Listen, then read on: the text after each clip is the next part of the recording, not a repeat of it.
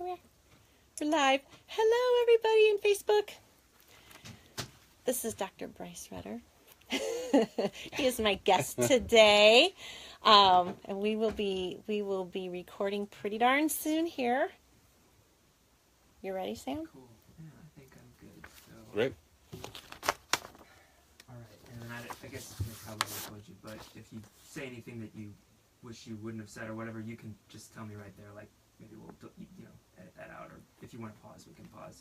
Yeah. Okay. Make it sound normal. Okay. Totally easygoing. All right. That's us. Don't worry. If I don't know something, I just make it up. Just use lots of big words. And everybody goes, wow, he's so intelligent. I get my thesaurus out, Just say gooey. There we are. Gooey, yeah. You know, the gooey. It's all about the gooey. All right, you ready? I am ready. Here we go. Hi, this is Mish Hancock, and you are listening to Mishmash, a place where I get to talk to the weird, wacky, and wonderful people of this world, people I adore and want to know more about. Today, my guest is Dr. Bryce Rutter. He is a renowned specialist in ergonomic product design and is leading... Blah, blah, blah, blah.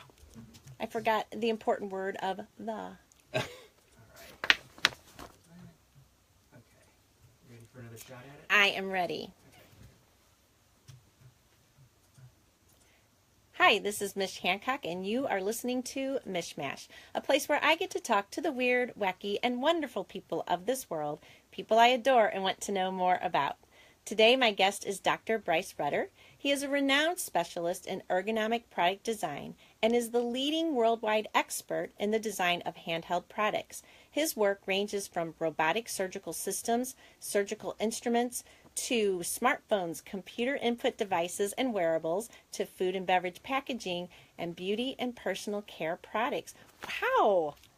Well, I just want to know, am I weird, am I wonderful, or am I wacky? A lot of people ask that. So let me tell you, when I say weird and wacky, it's in the good way. Okay. Not right. like you're psycho crazy. No, well, there's a little bit of that going on, too. So. Oh, this is going to be a fun podcast. All right, bring it on. But, I'm weird and wacky in a good way, right? And I love people that, because you have to admit you're going to be a little weird and wacky if you were looking at something and you're thinking, I shall make that differently and in a much better way. Absolutely. You have to have a little bit of that going on. You have to have a lot of that going on because, in my world, everything's possible. Right. And I always ask the question, what if? Where if you talk to kind of traditional, maybe engineers or other people more in line work, it's like, well, I can't even imagine that. So we're always kind of kicking down the door, right. Looking into the future and spending some really cool time with some brilliant, scientists and, thought leaders in business. So I think it's the coolest job on the planet. Well, it is cool.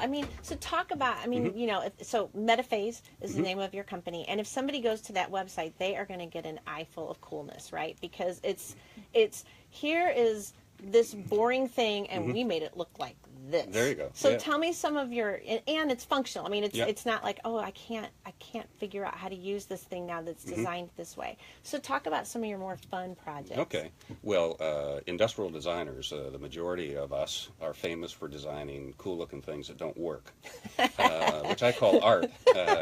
So where we've carved out a unique niche, and it sounds logical, we like to design things that really work and are seamless extensions of your body, and then also just titillate your eyes, and give you a really wonderful full sensory experience. So how does it sound? Does it sound nice, or is it just great on you?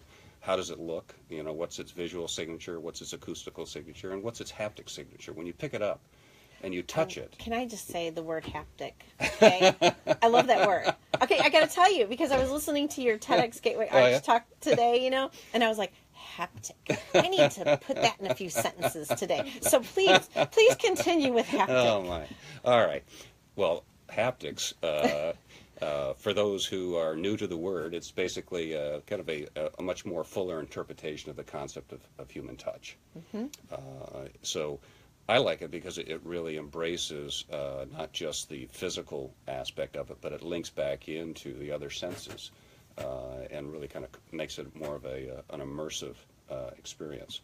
But back to your original question, some of the things that we've worked on that were fun and I think cool. I'd be surprised if you don't own something or haven't used something that we've designed. So it could be something as simple as the Gatorade bottle that has that elliptical cap on it. Oh, yeah. That is, Yep. Well, I have my daughter is an athlete, Yeah. so we do the Gatorade thing. Okay. Gotta have that. So we did crazy things. We did a lip study to figure out what size that should be, to get that right kiss of the bottle, so to speak. Interesting. A lip study. A lip study. That had to be something interesting It to be a is. part of.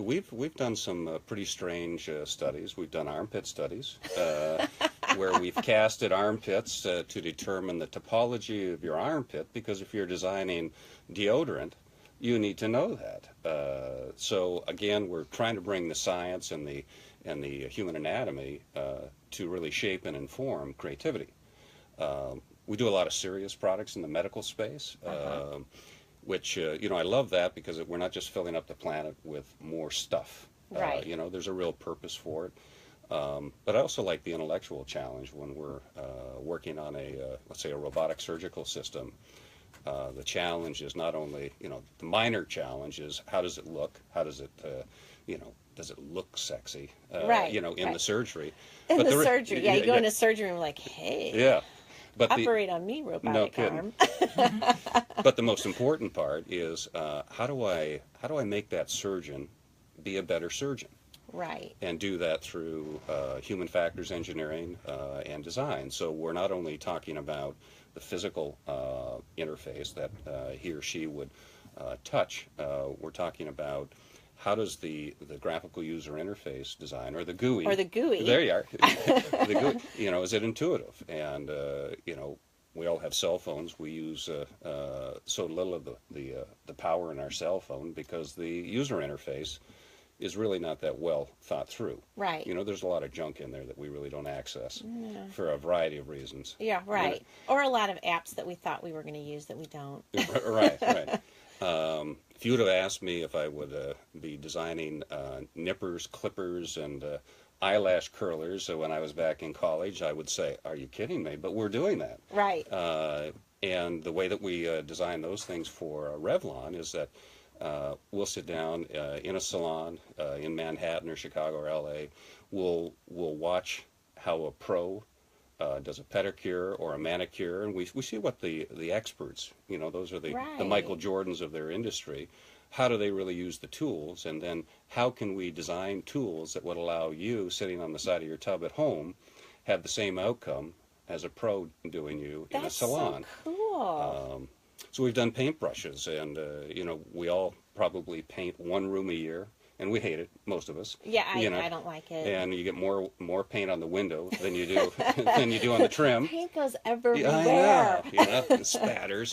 So in a program that we did for Sherline, which is a Newell company, we did time motion studies of professional painters, and we looked at all of their tics and behaviors. And you find things like all the painters, the pros, they have one paintbrush that they cut the handle off. Really? And it's like, well, what's the deal there? He said, well, how else are you going to get in behind a toilet or in those hard nooks, crooks, and crannies? So we designed a specific handleless brush for that purpose that created a lot of intellectual property for our client. How cool. And we figured out that professional painters can trim out really fast. So we looked at the grip that they use. And then we tried to design a paintbrush so that when you pick it up once a year, that you're going to hold it like a professional, because we know from a biomechanics and motor control standpoint that you'll be more accurate in painting. So, and I have to imagine for someone like a surgeon, also it helps with the whole carpal tunnel, the repetitive behavior. When you're doing that repetitive, and it's starting to mess with your hand or muscles or ligaments or what have you, that would alleviate that as well. Absolutely. So what we discovered on the paintbrush is, the cramp you always get when you're painting, it's kind of in your upper arm. The paintbrushes, most paintbrushes are pretty flat. Right. Which means that your hand is like is closed very tight on it. By just increasing the thickness of the paintbrush changes the biomechanics between your hand and the brush. And when we open it up, we find a sweet spot that eliminates the cramp. So you don't have to squeeze it like a death grip while you're painting. Right. How interesting. So some other crazy things that we've worked on. You can't live in St. Louis and not do a beer can for Budweiser. There right? you So go. we did Absolutely. That was hard research. Yeah. To try this can out, now that can. Have another drink. Yes. I feel for you. Yeah, on this. it's someone's got to do it though, right? But we did the bow tie can, which is we're really proud of that. It really plays well with the Budweiser logo. Right. But one of the things that struck me, I've always believed that the beauty is in the details, Right. and that last 20% is really worth it. So if you look at the brands that really get good design, world-class design, like Apple is a great example, Tesla is a great example. They sweat each and every detail down to the box, and how you open the box and the out-of-the-box experience. On the beer can, the first thing that we did, they needed a quick hit to kind of interest Budweiser drinkers. Right. So every Budweiser can has a pull tab. Yes. But if you look at the pull tab now, it's red, the Budweiser color, and rather than just having a hole cut in the pull tab, it's in the shape of the crown. And that cool. that resonated so well with Budweiser drinkers. Yes. And you just think, oh, it was such a small detail, but what it did for the brand personification was well worth the investment. Absolutely, because pull tabs all look the same. Right. So right. you designed a really cool pull tab for them that was like very branded to them. Absolutely. And then you think about your example with making surgeons better and surgical instruments. Things that are in your handheld instruments, just by changing the diameter a millimeter can make the difference between super precision and control and dexterity to having it feel like a fence rail in your hand. And then the challenge that we always deal with is that, you and I come in different sizes and shapes. So we've got, small female hands to large male hands, different strengths, different dexterous possibilities between them in terms of age or in terms of training. So then how do you design one instrument to fit all? So to me, that's the real juggernaut on all of our hand-intensive products that we've got to crush. Well, that is awesome information. I just made it all up. Well, you did great. You're doing great so far, Bryce. Well, we're going to take a quick break, Okay. and we will be right back with Dr. Bryce Rutter. Very cool. Neat. I love it. Well, what's so funny is, you didn't design Big Pen for her, did you? No. Okay, did you see that whole thing? Did you? Okay, so Big Pen came out with a Big Pen for her. No way. And people went crazy. There were all kinds of women on Amazon. I swear, look it up on Amazon. Oh, it was pink? Well, they were, I don't understand why it was different than a man pen. Yeah. But all these women caught onto it, and it was hilarious. I mean, people were like, finally, a pen just for me. All these years I've been using a man pen, and it has just not worked well. Mm-hmm. I mean, and people made, and I love looking at Amazon reviews because some of them are so hilarious. Right. But seriously, you look at this pen and you tell me. I think it's because it was pink and purple and pastel colors. They called it Big Pen for her. Right. Like, I personally am offended by black and blue ink. I don't know, it was really weird. It was so hilarious. But I remember thinking, really? Yeah, that's all it takes. Some things make such sense. That does not, Vic. And I love the big pens. I would prefer to have a cheap big pen than the crazy expensive ones. Those I don't know. They don't work for me as well. I just want the straight out big pen. That was so hilarious. Yeah. I call it marketing mania. Like we've gone to a whole other. Yeah. I've seen so many products that they claim to be ergonomically designed, and they're not. It's just a marketing term. They just put some wavies in it and made you think that. Yeah, that's why I call that ergomania. He's an ergomaniac. Are you ready for us to start up again? All right, here we go. And we are back with Dr. Bryce Rutter. So we've been talking about all these amazing things you designed, but did not one of them show up with Oprah somewhere along the line? Please tell us. Of course, we did an exfoliating device I shouldn't call it a device. That sounds This is major exfoliation about to happen here. But it was a really nice Revlon product that hit a good strong home run for those people. But again, we just didn't sit around a table with a glass of red wine in our hand and kind of say, well, I wonder what we're going to do. Right. All of our design is shaped and informed by research.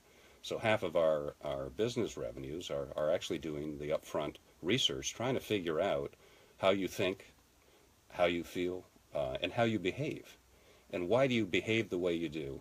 So we have that component, and then the other component that we use to help us on the front end is that we say, all right, let's say it's going to be a beauty tool or a surgical instrument. What is the task that is going to be done?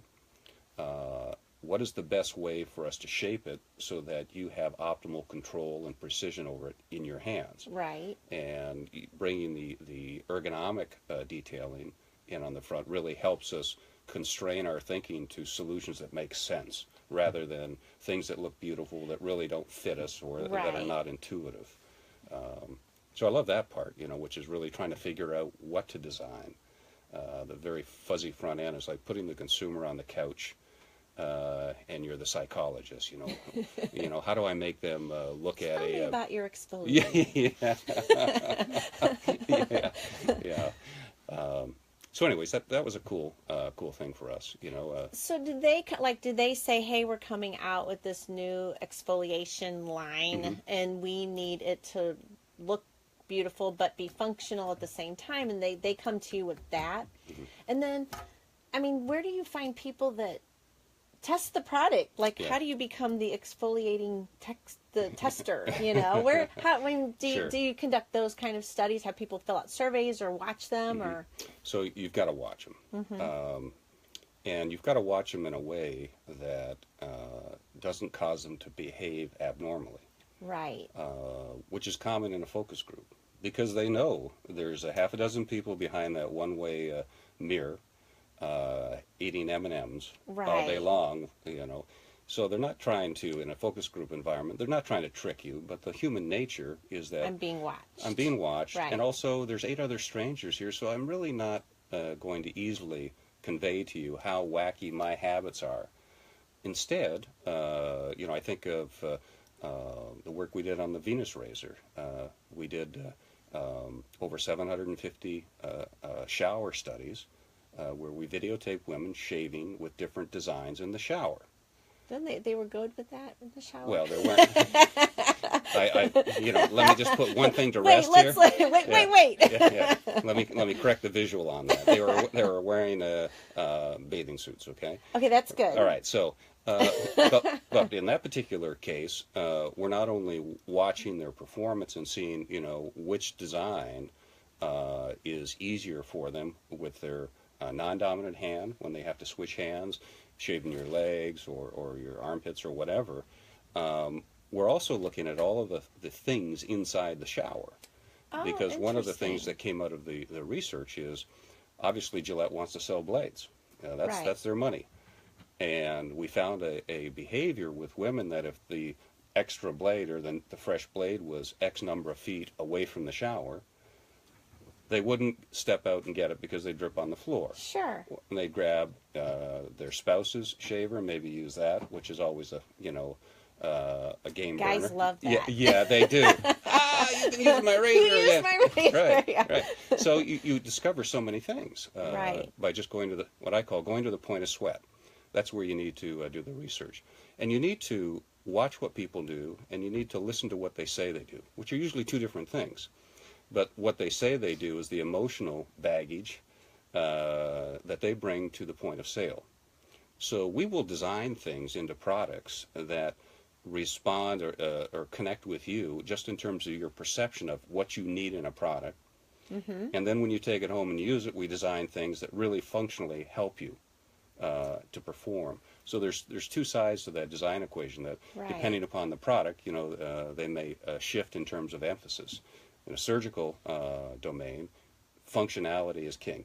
Right. Now, what's fascinating is that, and I've had this conversation with surgeons. So, I'm looking at my surgical instrument. It's a $5,000, instrument, and it's stainless steel. So what is it? I leave here, I jump in my C4 Porsche, I go to the racket club, I pick up a carbon graphite racket, play some tennis. I go home and I turn on my, $15,000 Rotel stereo I system. can totally relate with this story. There's 3 people on the planet that live that way. No. So they say, well, why can't my stuff be as sophisticated as that? Well, their stuff has not been designed. It's been engineered. Right. So what I find we do more in medical product design is that we're taming technology. We're trying to design it in a way that the person, the user, has 100% access to the potency of what the technology affords. But we also want to have a cool factor with it, because that's the icing on the cake. Right. And why can't you? A lot of people think, well, that costs more money. And it's like, it really doesn't. It's just thinking differently. Right. It's the same materials. We're going to just massage them in a little bit of a different way and have a better outcome for that. And that helps the sell-through. It helps also helps define the brand and what the brand stands for.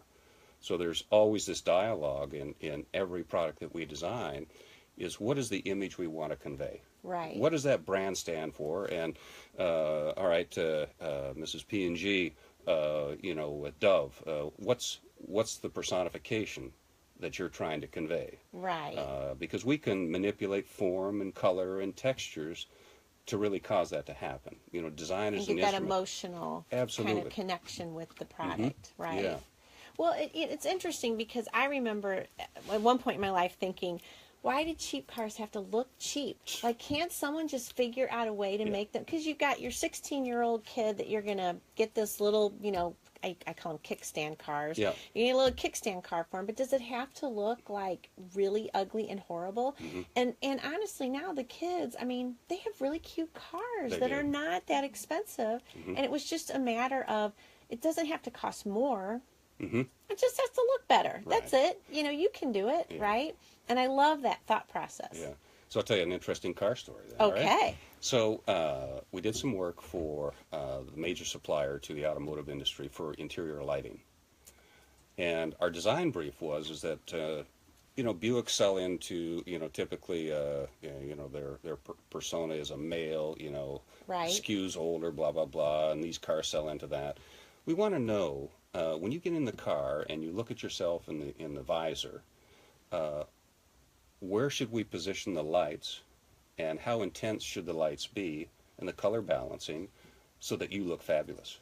Now, you may Can be... you go talk to department stores about this with the dressing rooms? Because I know. swear they put the almost horrible lighting in those places. It is. But I'm sorry. No. I had to just say, maybe you should go talk to Macy's or something. That's a good idea. Yeah, let me write that down. Yeah. Let me get you in there. Yeah. So it was just a fascinating study. So we had this jig set up. It was the interior of a car, and we had lights all over the place. So you'd get in, and you could turn on lights in different combinations, and you could turn them up and down. And what we really found is that there were patterns. That if you had dark skin and you were this age and you wore glasses, then there was a certain configuration. If you were light-skinned and you didn't wear glasses, there was a different... If you were a woman versus a man, there was a little bit of a difference. Interesting. So then, with that information now, these guys can go back in a design phase and say, all right, all Buicks are going to have this lighting system, because here's who's buying Buicks. Here's who's buying Malibus, so let's do that.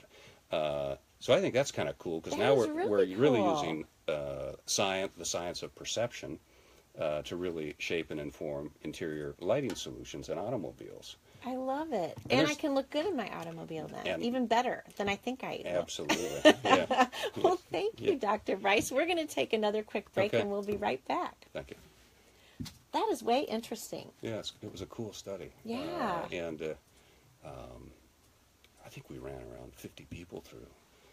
But from a research standpoint, I forgot to answer your question on recruiting. Where do we find the testers? I'll come back to that. Okay. But, you want 5 people that have this skin color and that wear bifocals. You want 5 people that have this skin color and wear trifocals. So you really kind of, slice it down into, make sure you get all the different types of potential users so you can figure out what's going on. And Well, and I thought you were going to go because there's cars now. Like all my daughter's friends. So she's 15, but she hangs out with some 16-year-olds, and a lot of them have cars with they call party lights inside. They come with the car, and like where you put your cup of whatever, you can have different colors for it to light up your cup. Wonderful. And for a teenager, that's awesome, right? Yeah. You know, I mean, well, for me, it would be awesome. No, I'm kidding. I really don't want that. But you know, I mean, I think that for a teenager, I can see them thinking, ooh. I mean, you know how some people put those lights on there, like they have lights under their cars and stuff. Yeah. I'm hoping that's more of a teenager thing,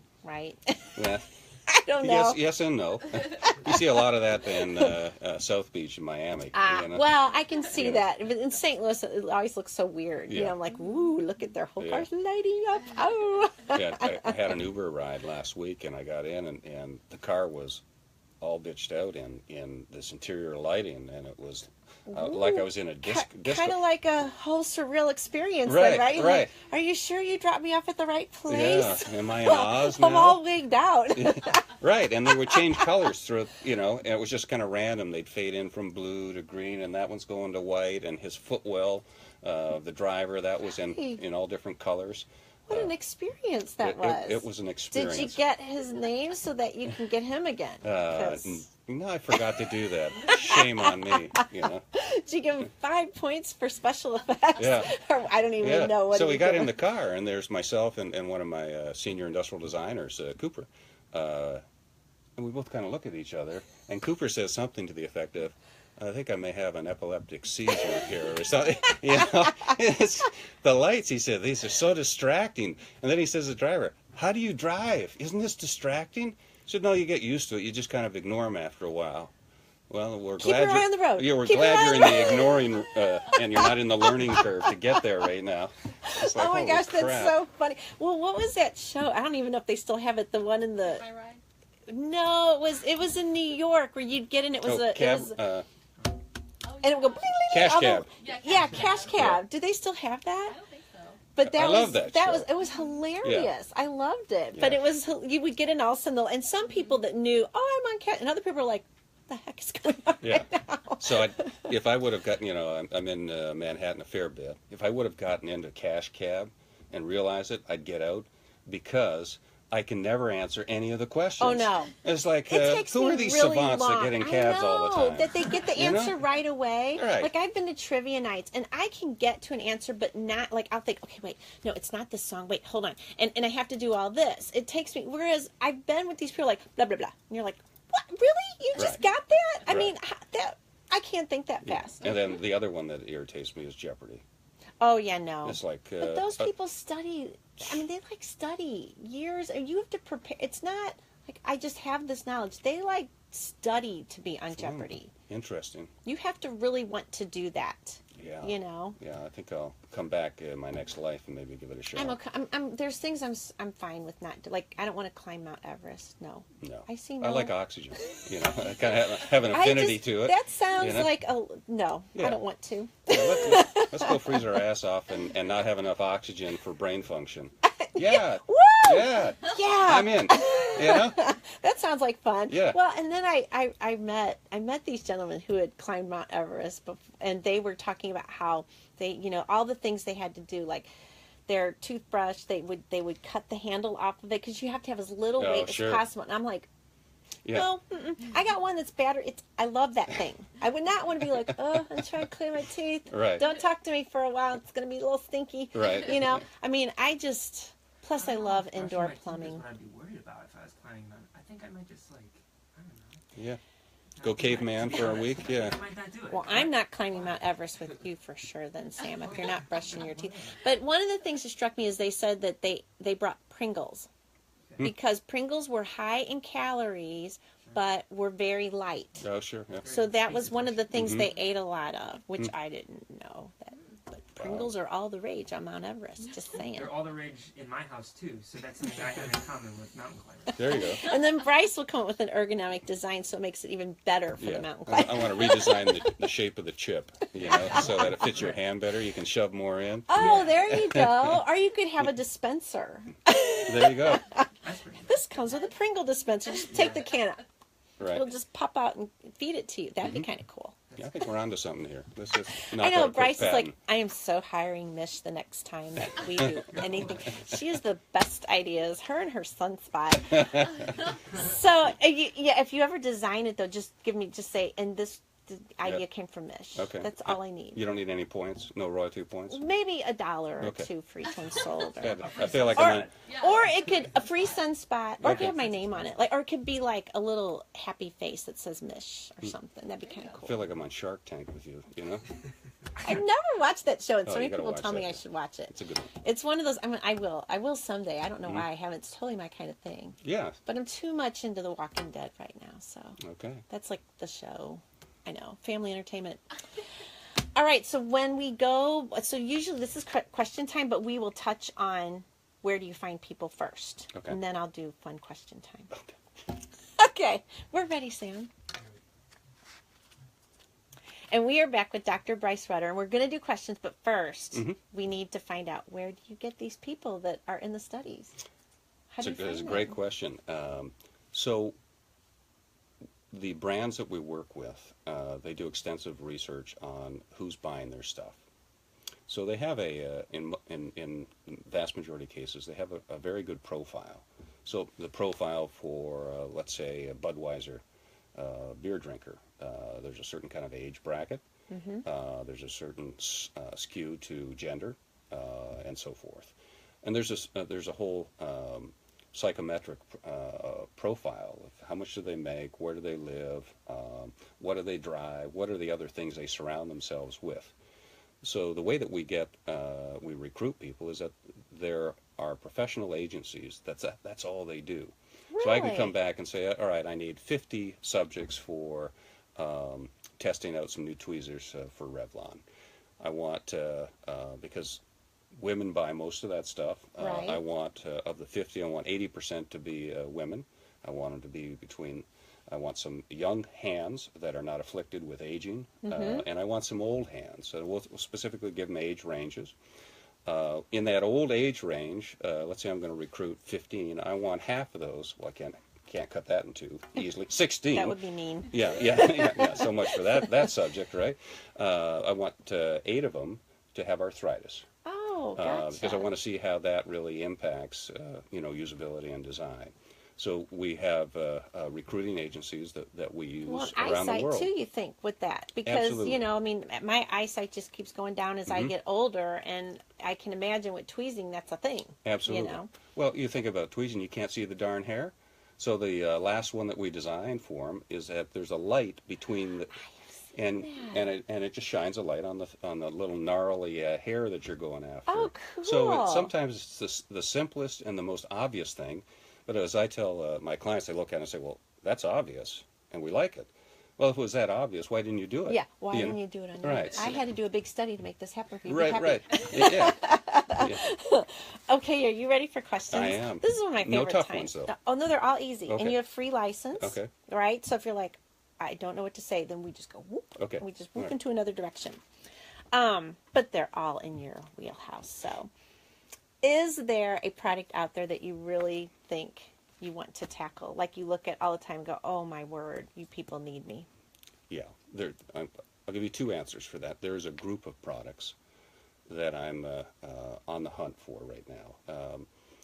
It's becoming more and more apparent as I become older and older that people who age, we go from buying objects of desire to being forced to buy objects of necessity. Right. And when you look at the portfolio of products that help people as they age in place longer and want to live in their own home longer, they're hideous. You and I have had a conversation Yes. about walkers with tennis balls on it. Yeah. And I know that there's nice walkers out there, but if you look at the mass market, that is the state of the art, because that's what Medicare, They're not Medicaid cute. cover. They make covers for them now, which is not helping. Right. So that's a space that we're working in. And my goal, personal goal, because I've been on the other end of the stick, I've been a patient in a hospital, and that was not fun. No. You talk about a consumer experience that strips you of your dignity, right down to having your rear end hanging out of these crunchy, gowns. They call them a gown. I call it like sandpaper. Yeah, I gotta agree with you. They could use some help with customer service, and let's Big remember time. that these are people, and that people Right. need to retain their dignity even with the ugly ass gown on. So, Absolutely. I mean, Absolutely. let's make cute gowns. Absolutely. That cover. Right. That's one area that I really want to I work love in. that. And it could be as simple as rethinking what a cane is. My dad is a great example. He didn't want to use the aluminum cane with the gray rubber knob on the end. Yep. And I found an English walking stick, which is basically a style statement, but it's a cane in hiding, all right? Right. And it has no stigma attached to it. In fact, now it's a style statement. So I think that's a great example of the potency of design, how it can change a person's outlook towards life and towards themselves, rather than all of the things that aging people surround themselves with. It just keeps reminding you, I'm getting old. Yeah. This is not fun. Right. But just because you age doesn't mean that you actually search out ugliness and compromise. It's just that no one is addressing that. I love that, and it makes you feel better about. I mean, so as a woman with no hair, and I haven't had hair for a very long time. That was one of my things. I was like, okay, if I am going to live the rest of this life without hair, Right. I have to learn how to rock this baby. and I looked around at the offerings. I thought, I can't just put a bandana on my head. So I actively sought out a look for me that, where I can go out and look this way. I can be a bald woman and still, be cute and have fun and face the world. And I think that's so important because so many people, I mean, if they're not given, if it's like, oh my gosh, I'm going to have to go out with this walker, I am going to feel so horrible about Right. my world. Right. So if we can do that in a way that's awesome and cool and doesn't make you feel like ugh. And think of what they've done with limbs. Like when people have lost their limbs out, and then they got these cool arms and everything's so much cooler looking now. So the example that I use when I'm talking to companies is I'm old enough to remember the first umbrella stroller that we had, 28 years ago. And they were very functional, but that's it. Right. They didn't have any style to No. it. But now I can get a Jeep stroller. I can get a I stroller know. that It's you press a button, crazy. it folds itself up, Yeah. and it has a solar array to keep your, charge your cell phone so you can ignore your child. It's all those, wonderful features that we all search out. So that's one category that I think is, and it's the first one in my life where a social cause and a business, successful business actually complement each other, because that's low-hanging fruit and you can make Right. some money on Right. it. Usually one comes at the cost of the other. So I think that's a unique opportunity. And in do space. good. Yeah. Do good for people. I Yeah. love that. That's awesome mission. Okay, in your TED Talk, Yes. you talked about James Bond. You talked Yes. about all right, so All right. you got to tell me your favorite James Bond gadget. Do you have a Well, favorite James Bond gadget? I love cars, and I think the coolest one was the Bond car that cloaked. It would turn invisible because it would reflect all of the image of the surrounding environment. So it would just disappear. But isn't that a thing now? That's like a real thing that can happen now, right? Yeah, some of the stuff they're doing with nanotechnology and paint systems. I met a chap who was a CEO of the biggest nano company in North America. And right now they have developed a paint system that you can run a slight charge through it and change the color. So he said, imagine that you have a red car and you go out and you say, I want a blue one today to match my suit. Bang, you can change it. Oh, how cool. So, You know what that reminds me of? I think it was, no, not Terminator. It was a different Arnold Schwarzenegger movie. Now I can't remember which one, but it's the one where he has that weird vacation experience, I think. I don't remember the name of it, but there's a scene in it where a lady is painting her fingernails, and then she can change the color of them. Oh, cool. According to, so whatever paint, she was like, ding, ding, ding, and changed it. I was like, oh, wouldn't that be handy? It would be handy. Oh, I love that. And Very I do love cool. And I do love the watch. It's such a signature Bond piece, and I shared with you, with the crowd at that TEDx, I have the Seamaster watch with the blue face, and maybe once a week or something like that for that 3 picoseconds in the morning when I slip my watch on, I just like, man, Bryce Bond. I'm so Bond right now. Yeah. I am feeling the Bond. Yeah, it doesn't take much to entertain me, you can see, right? I love it, Yeah. though. That's great. Well, thank you for that. Okay, I have one more question. Okay. Oh, goodness. I think you kind of answered that. Okay, so this struck me. When I was looking at your website, it talks about how 95% of the products we use involve our hands. Mhm. Well, I'm really having a tough time with the other 5%. What do we not use our hands for? Yeah. Well, I think voice-activated systems. Okay. Ooh, there's some. so that's becoming a thing, yeah. Yeah, it is. And in fact, I was having a conversation with a medical manufacturer who wants to have voice-activated surgical systems, so the doctor can kind of talk to it and control it, like Siri or like Alexa, which is a fascinating concept. But it also Right. introduces, surgical suite, some interesting risk and No challenge. kidding. Someone sneezes and it turns up the thing, and they cut an arm off or something. Right. Yeah. No, but you're right. And I'm, when the voice activation first came out, Mhm. I don't think it ever understood me. It's like I'm like, I must have a very bizarre voice. Why doesn't Yeah. it get? But my husband, it would like understand him. Sure. I'm like, okay, was this just? Did only He men programmed it that way. were the men in the study group and no women? Yeah, yeah. Because it doesn't seem to hear me. Yeah. But it has gotten better. Yeah. Funny story about my house.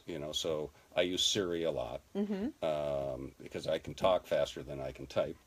And I use Dragon software on my main computer because I can talk faster than I can type. Okay. So I go home and I'm yelling at my Echo and calling it Siri, and it's like the darn thing is broken, and I got the wrong name. It's like I have too many women in my life. Yeah. Start calling my wife Joyce, Alexa or Siri. Alexa. Yeah. I love Yeah. it. Well, this has been so enlightening. Thank you so much for being here and sharing your stories with us. I love it. That was fun for me too. And thank you for being a TEDx speaker. It was great. I got to watch it again this morning. I highly recommend anybody out there check it out. It's a great story, and you make people think. Great. And you make Great. the world a more beautiful place. Thank you so Not much. to mention easier to use, have Absolutely, that stuff. So thank right. you for that. And you guys have been listening to Mishmash, so go to iTunes and subscribe to us because we always have awesome, interesting, and amazing people on. Have a great one. Bye. Thank you. Wonderful. Doesn't it go by fast? It does. I loved it. I loved it when I was looking at the whole thing about James Bond. I'm like, that is great. Yeah, it's fun stuff. Yeah. It's I'm probably the worst person to go shopping with because This was not designed well. well, yeah, I'm always complaining, and then I kind of lay in the weeds, and I like to watch people when they're shopping because you see certain habits and behaviors. They'll pick something up, and they may heft it in their hand or tap it to figure out what material it is. Right. And it's a living laboratory. I bet though, but that's interesting though, because you're probably very aware of human behavior and how they do things, and you think about it. I mean, so just a mouse, okay? When those things first came out, they were killing me. Yeah. Right. It's so much better than it used to Absolutely. be. Yeah. I mean, and I will I switch from left to right just because I know that that's a good idea. Because if I just stay with the right, it will my wrist will start hurting. But still, it's so much better than it used to be. And chairs. Yeah. Now we have chairs that are actually comfy, and they don't. Some that used to try to kill you. Yeah. A chair. They move with you. Yeah. Yeah. It really, we've done a state-of-the-art chair for Steelcase, and I say we were one of a cast of probably 30 people Wow. to design a chair, which sounds really excessive, but a good chair for a company like a Steelcase or Herman Miller, over the life of the chair, they want to sell about $1 billion worth. Right. So, spending 10 to 15 to 25 million on the R&D program to bring it to market sounds like a lot of dough, but you can't afford to be wrong. Right. You really have to Yeah. pay attention to each and every detail. That's amazing. Wow, Yeah. thank you so Cool. much. This has been so fun and so nice to meet you, Nikki. So bye guys. See you all later. We're finished.